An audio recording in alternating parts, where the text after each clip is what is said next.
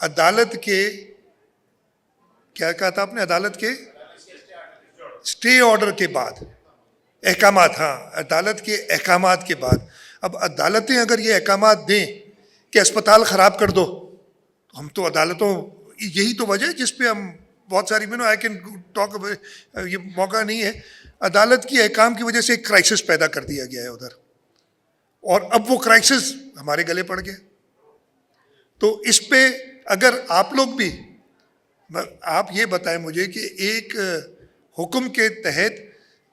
سب سے بڑے اسپتال کو آپ اوور نائٹ گئے کہ جی اس کو کوئی ایڈمنسٹریٹر نہیں ہوگا، حکومت کے پاس آپ کو پتہ ہے ویسے ہی ایک شارٹیج ہے لوگوں کی، میں بالکل صاف کہہ رہا ہوں، اور پھر وہ ڈھونڈے، لیکن وہ ہماری نظر میں نے ہیلتھ سیکرٹری کو، ہیلتھ ڈپارٹمنٹ کو بھی کہا ہوا ہے کہ اس کو جلدی ریزالو کریں، لیکن آپ بالکل صحیح کہہ رہے ہیں کہ عدالتی احکام کے بعد ایک کرائسس پیدا ہو گیا۔ گورنر پریروگیٹو ہوتا ہے پرائم منسٹر کا، سیدھا سیدھا، اس میں اور کسی کا عمل دخل نہیں، نہ میرے سے۔ میں نے جب سے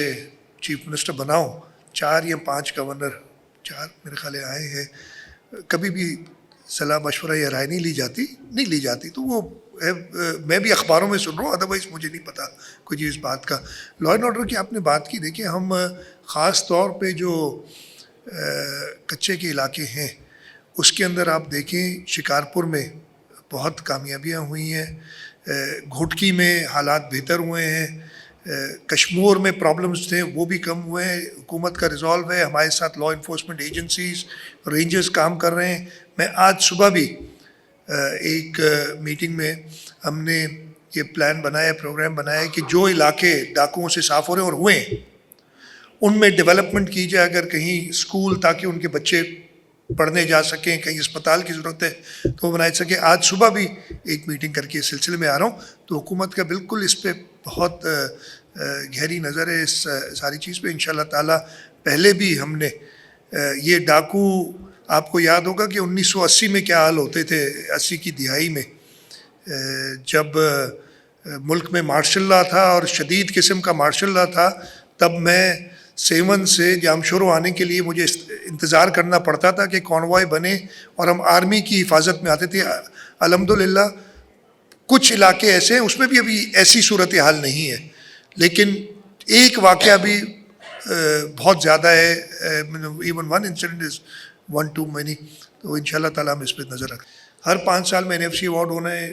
پچھلے 15 سال میں تقریباً نہیں ہوا، 2010 میں آخری NFC ایوارڈ ہوا تھا، یہ ایک ہے۔ لیکن جب بھی ہوگا NFC ایوارڈ تو صوبوں کا شیئر پہلے سے زیادہ ہو سکتا ہے، کم نہیں ہو سکتا، یہ آئین میں لکھا ہے۔ وہ باقی باتیں جو بھی کریں، آئین سے بالا تر تو کوئی نہیں ہے۔ یہ پولیو ڈرائیو جو ہم کر رہے ہیں، اس میں 1,06,00,000 بچوں، 5 سال سے کم عمر کے بچوں کا ٹارگٹ ہے ہمارا پورے سندھ میں یہ ڈرائیو چل رہی ہے۔ اس کے اندر 80,000 سے زیادہ فرنٹ لائن ورکرز ہیں، 80,000 تو ہمارے گنے ہوئے ہیں، لیکن میں اس میں نہیں ہوں، میں نے بھی آج اس میں اپنا حصہ ڈالا ہے،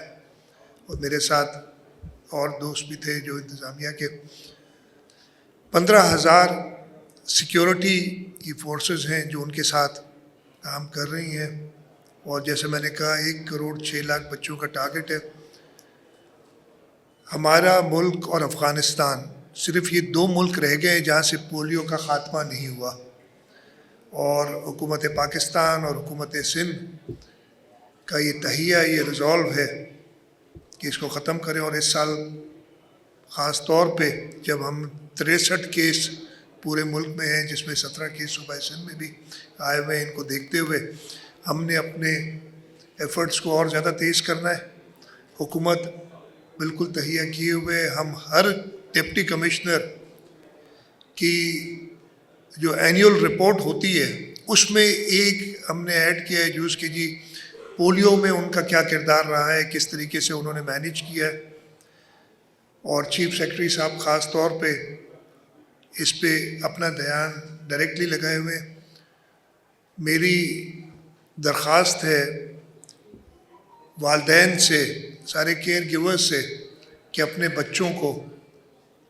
یہ پولیو کے 2 قطرے پلائیں، جن سے انشاءاللہ تعالی ہمیشہ کے لیے اس موذی مرض سے ہمارے بچوں کو نجات ملے گی، ہمارے ملک کے بچوں کو اس مرض سے خاتمہ ہو جائے گا، اس مرض کا ہمارے ملک سے۔ اس کے ساتھ ساتھ میں اپنے حکومت کی بارے میں بتاتا ہوں کہ جہاں پہ پولیو وائرس ملتا ہے وہ ہمیشہ گندگی کی جگہ ہوتی ہے، جہاں پہ ہائیجین کا خیال نہیں رکھا جاتا۔ اس سلسلے میں حکومت، ہمارا لوکل گورنمنٹ ڈپارٹمنٹ، ہمارے جو ٹاؤنز، ہماری جو تھرڈ ٹیئر ہے گورنمنٹ کا، وہ سارے کام کر رہے ہیں۔ میں لوگوں سے بھی درخواست کروں گا کہ اس میں حکومت کا ساتھ دیں۔